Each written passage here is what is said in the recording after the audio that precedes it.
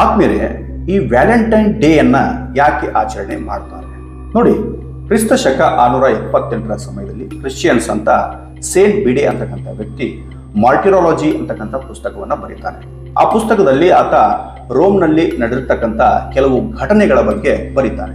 ಅವು ಏನು ಅಂತಂದ್ರೆ, ಕ್ರಿಸ್ತಪೂರ್ವ 27ನೇ ಇಸ್ವಿನಲ್ಲಿ ರೋಮ್ ಸಾಮ್ರಾಜ್ಯವನ್ನ 2ನೇ ಕ್ಲಾಡಿಯಸ್ ಅಂತಕ್ಕಂಥ ಅರಸ ಆಳ್ತಾ ಇದ್ದ.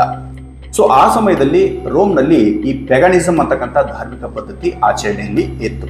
ಅಂದ್ರೆ ಈ ಪೊಲಿಥೆಯಿಸಮ್ ಅಥವಾ ಬಹುದೇವತಾ ಆರಾಧನೆ ಅಂತಕ್ಕಂಥದ್ದು ಅಲ್ಲಿ ಚಾಲ್ತಿಯಲ್ಲಿತ್ತು. ಸೊ ಅಂಥ ಒಂದು ಸಮಯದಲ್ಲಿ ಆ ರೋಮ್ಗೆ ಈ ಸೇಂಟ್ ವ್ಯಾಲೆಂಟೈನ್ ಅಂತಕ್ಕಂಥ ಸಂತ, ಕ್ರಿಶ್ಚಿಯನ್ ಸಂತ ಇದ್ದ, ಅಲ್ಲಿಗೆ ಬರ್ತಾನೆ. ಅಲ್ಲಿ ಕ್ರಿಶ್ಚಿಯನ್ ಧರ್ಮದ ಪ್ರಚಾರಕನಾಗಿ ಆತ ಕೆಲಸ ಮಾಡ್ತಾನೆ. ಆ ಸಮಯದಲ್ಲಿ ರಾಜ ಈ ಕ್ಲಾಡಿಯಸ್ ಅಲ್ಲಿರ್ತಕ್ಕಂಥ ಕ್ರಿಶ್ಚಿಯನ್ ಸೈನಿಕರಿಗೆ ಮದುವೆ ಆಗಬಾರ್ದು ಅಂತ ಹೇಳಿ ನಿಷೇಧವನ್ನ ಹೇರಿದ್ದ. ಸೊ ಆ ಒಂದು ನಿಷೇಧದ ವಿರುದ್ಧ ಈ ಕ್ರಿಶ್ಚಿಯನ್ಸ್ ಅಂತ ಅನೇಕ ಕಣ್ಣಿಯರನ್ನ ಹುಡುಕಿ ಆ ಸೈನಿಕರಿಗೆ ಮದುವೆಯನ್ನ ಮಾಡಿಸ್ತಾನೆ. ಅದು ಅಲ್ಲದೆ ತನ್ನ ಕೈ ಚಳಕದಿಂದ ಅನೇಕ ಪವಾಡಗಳನ್ನು ಕೂಡ ಮಾಡ್ತಾನೆ ಅಂತ ಹೇಳಿ ವರದಿ ಇದೆ. ಸೊ ತನ್ನ ಆದೇಶದ ವಿರುದ್ಧ ಈ ಸಂತ ಮದುವೆ ಮಾಡಿಸಿದಾನೆ ಅಂತ ಹೇಳಿ ಅವನನ್ನ ಬಂಧಿಸಬೇಕು ಅಂತ ಹೇಳಿ ರಾಜ ಆದೇಶ ಮಾಡ್ತಾನೆ.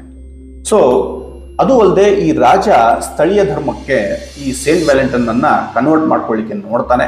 ಆದ್ರೆ ಅವನಿಗೆ ಅದು ಸಾಧ್ಯ ಆಗಲ್ಲ. ಹೀಗಾಗಿ ಕ್ಲಾಡಿಯಸ್ ಏನ್ ಮಾಡ್ತಾನೆ ಅಂದ್ರೆ ಈ ಸೇಂಟ್ ವ್ಯಾಲೆಂಟೈನ್ಗೆ ಮರಣ ದಂಡನೆಗೆ ಗುರಿ ಮಾಡ್ತಾನೆ.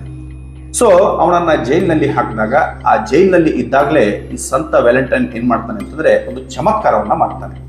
ಏನು ಅಂದ್ರೆ ಅಲ್ಲಿರ್ತಕ್ಕಂಥ ಜೈಲರ್ನ ಅಂಧ ಮಗಳು ಕುರುಡಿ ಆಸ್ಟಿರಿಸ್ಗೆ ಕಣ್ಣು ಕಾಣುವಂತೆ ಮಾಡ್ತಾನೆ, ಕಣ್ಣು ಬರುವಂತೆ. ಸೊ ಹೀಗೆ ಮಾಡೋದಲ್ಲದೆ ಆತ ಆ ಜೈಲರ್ನ ಮನೆಯ ಒಟ್ಟು 46 ಸದಸ್ಯರನ್ನು, ಅಲ್ಲಿನ ಅವರ ಸೇವಕರನ್ನು ಕ್ರಿಶ್ಚಿಯಾನಿಟಿಗೆ ಕನ್ವರ್ಟ್ ಮಾಡ್ತಾನೆ. ಸೊ ಈ ಮರಣ ದಂಡನೆಗೆ ಗುರಿ ಆಗ್ತಕ್ಕಂಥ ದಿನ ಯಾವುದು ಅಂತಂದ್ರೆ ಫೆಬ್ರವರಿ 14ರ ಸಾಯಂಕಾಲ ಆತನ ಮರಣ ದಂಡನೆಗೆ ಕಳಿಸ್ತಾರೆ. ಸೊ ಆತ ಸಾಯೋ ಮುಂಚೆ ಆ ಜೈಲರ್ನ ಮಗಳು ಆಸ್ಟರೀಸ್ ಏನಿರ್ತಾಳೆ ಅವಳಿಗೆ ಯುವರ್ ವ್ಯಾಲೆಂಟೈನ್ ಅಂತ ಹೇಳಿ ಸಂಬೋಧನೆ ಮಾಡಿ ಒಂದು ಪತ್ರ ಬರೆದು ಸಾಯ್ತಾನೆ. ಸೊ ಅದನ್ನೇ ಈಗಿನ ನಮ್ಮ ಮಾಡರ್ನ್ ವ್ಯಾಲೆಂಟೈನ್ಗಳು, ಲವರ್ಸ್ಗಳು ಫ್ರಮ್ ಯುವರ್ ವ್ಯಾಲೆಂಟೈನ್ ಅಂತ ಹೇಳಿ ಸಂಬೋಧನೆ ಮಾಡ್ತಾರೆ.